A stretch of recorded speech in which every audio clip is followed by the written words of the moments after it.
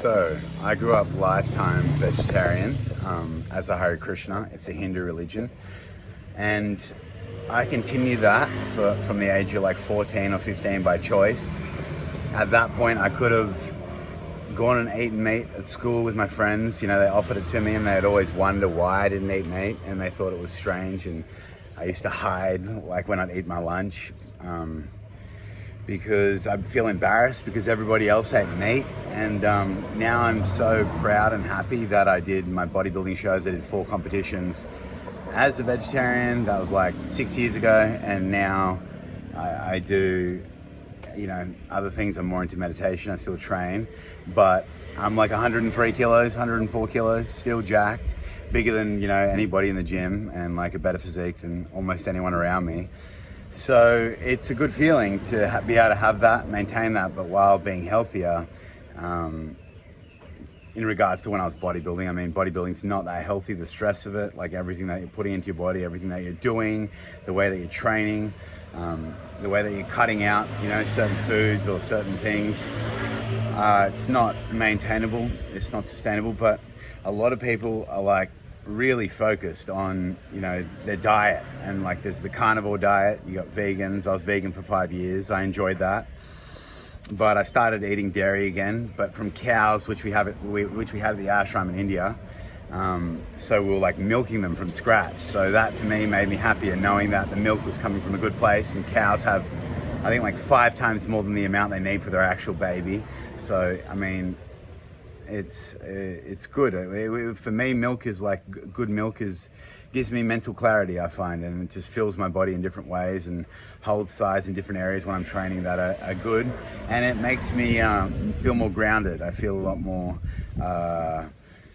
you know, it was just earthy. And when I was vegan, I felt a lot more floaty, like, and my thoughts could just spiral down into any sort of like infinite direction, usually fairly high frequent sort of thoughts, but they were mostly desires. My desires got stronger in a lot of ways, but I don't know, I felt very light. If I, like, my psyche was a little more light, and there was more access to me, whereas as a veggie, it sort of grounded my state of mind and my body physically. I think meat, in terms of building muscle, is possibly in a lot of ways beneficial if it's for building muscle, not for the animal that's dying. I don't condone it, but for building muscle, possibly it has all the proteins in certain meats and other things that you need to build a solid physique. But to me, having to kill an animal and taking a life for my own pleasure, and for the way that it affects the environment when there's such a big amount of space that's used for feeding and raising and then slaughtering, you know, cows that are so loving and give us so much, and we're just like, nah, let's just kill it as well and eat it. And it's like, to me, it just doesn't make sense. And our body's an accumulation of food and water, and most of the time the meat that we get or that people get, not me, because I haven't ever eaten or touched a piece of meat, but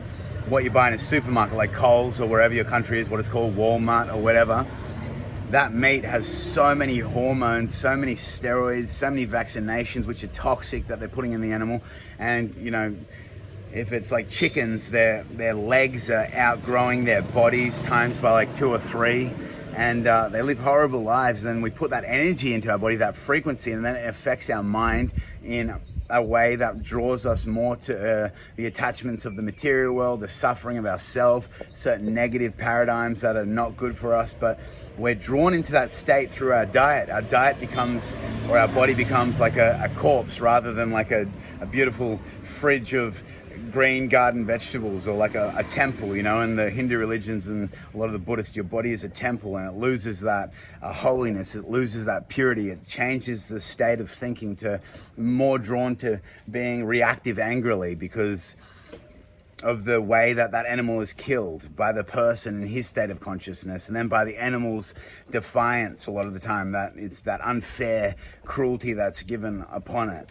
So to me, it started, the reason I went vego was like because I grew up in it, but then I'm like, I want to be that. I want to live that way. I want to think in a way that's more compassionate, and that spills out to my connections with other human beings. But I'm not judging people that eat meat, because if they do that, that's how they've been raised and conditioned. But I'm saying there is a better way of living, a way that is more beneficial for your state of peace, for the state of happiness, and for the state of love you give and receive within yourself, which is so much beneficial in every area of your life, having those connections. And you become more feeling orientated again.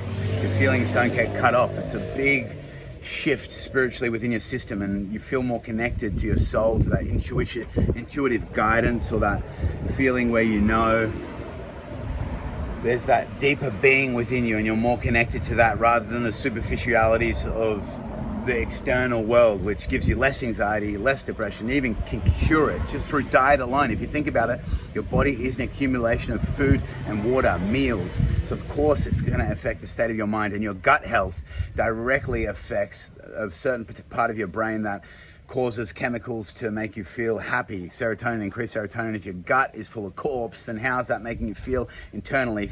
If your digestion is all blocked up, your intestines are blocked up because it takes 1 to 2 days to digest a full piece of red meat. So it's rotting within your system rather than leaving in the time frame it should, like vegetables, within 4 to 6 hours. So then it's causing more problems for your health. Then eventually that person gets sick later on in life and dies early, prematurely, 25 or 30 years sooner than what he could have, because he gets some horrible disease or cancer, or his blood pressure goes through the roof and has a heart attack.